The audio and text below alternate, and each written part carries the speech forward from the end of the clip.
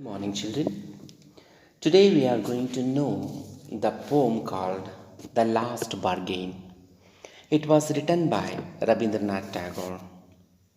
Before we are going to know the explanation of this poem, I wish we'll be knowing something about Rabindranath Tagore, who will be the poet of this poem. Okay. Rabindranath Tagore was born on 7th May 1861 and he was died on 7th August 1941. He was also called as Gurudev. He was a Bengali poet, writer, composer, and a painter. He reshaped Bengali literature and music, as well as Indian art with contextual modernism in late 19th and early 20th centuries.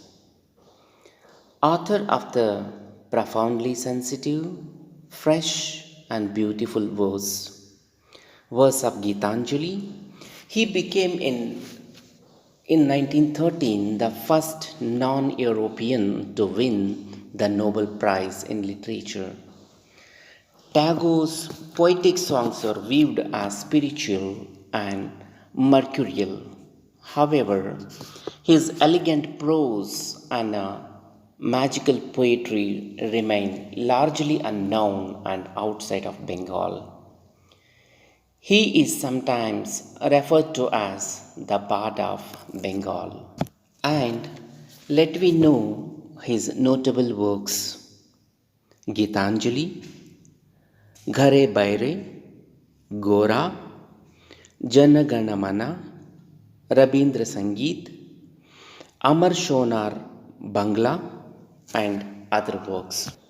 Now I bring your concentration towards the last bargain, that is today's poem. So before that, I wish to give you some background of this poem where you can understand the poem very properly. This poem is about someone looking for a job. However, he wants to be hired without losing his freedom. The poet tells us that he received offers from the rich, the powerful, and the beautiful. However, he turned them all down.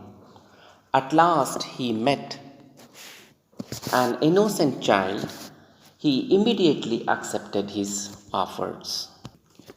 Now I am going to read the poem which is there in your textbook, page number 73 and 74.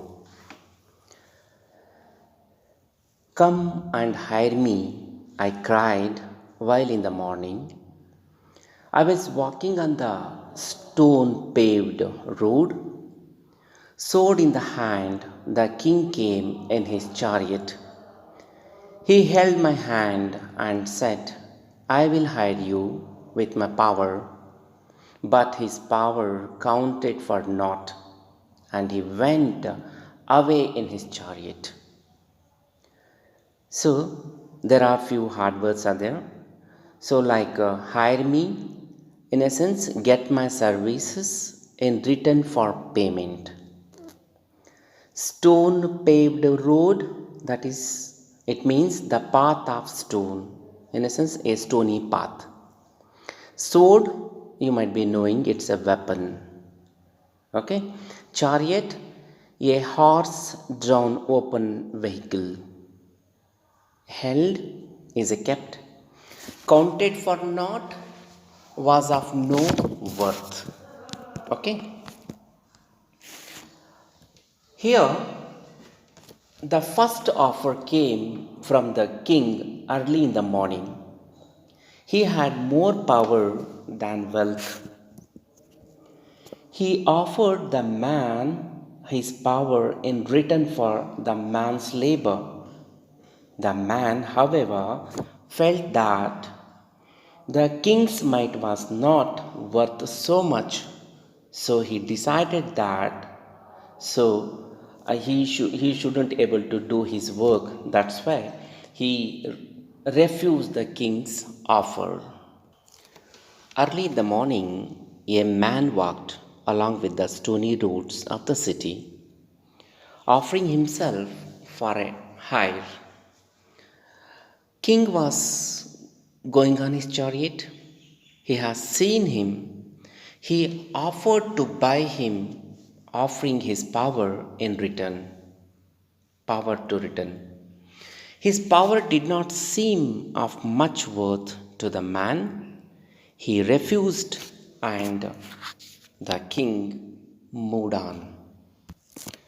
Now, the second stanza is like this.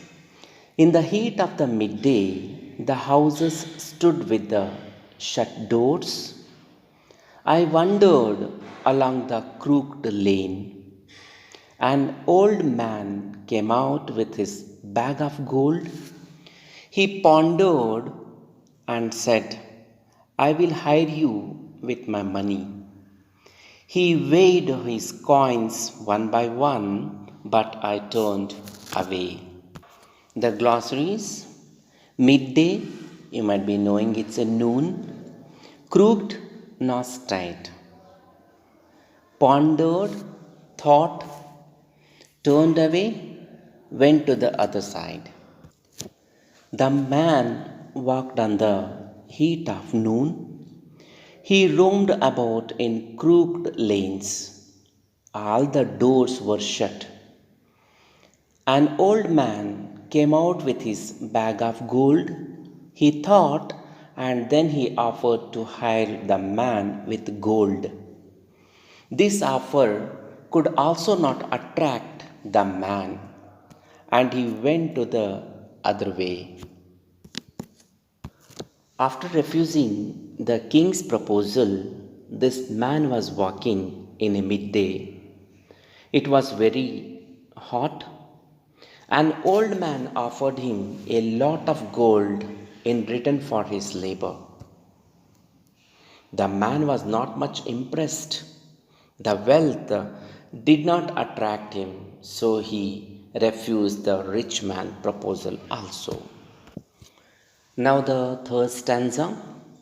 It was evening, the garden hedge was all aflower. The fair maid came out and said, I will hire you with a smile. Her smile paled and melted into tears, and she went back alone into the dark. The meanings: hedge, that is a fence, a flower filled with flowers, fair is a beautiful, maid, you might be knowing it's a girl, paled became weak, melted. In this poem, it is turned. Now it's a third offer to the man.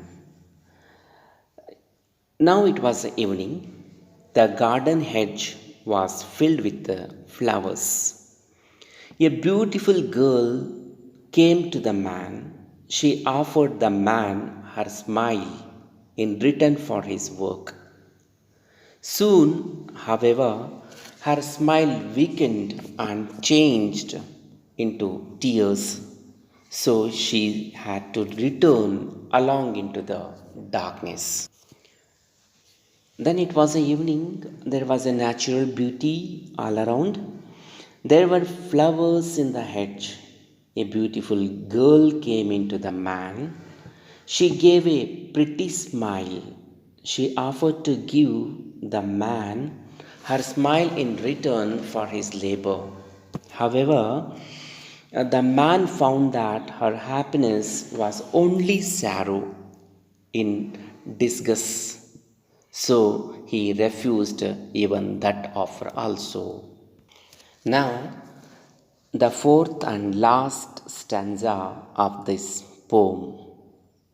The sun glistened on the sand, and the sea waves broke waywardly. A child sat playing with shells. He raised his head and seemed to know me and said, I hire you with nothing. From henceforward, that bargain stuck in child's play made me a free man.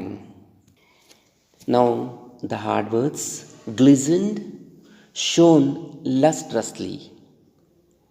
Waves broke, the waves were dispersing by colliding waywardly in an erratic manner. Shells, hard outer covering of small sea animals. Henceforward, from now, bargain struck, a deal was made. Now, the meaning of this stanza is the evening sun shone lustrously on the sand. The sea waves were breaking on the shore wilfully.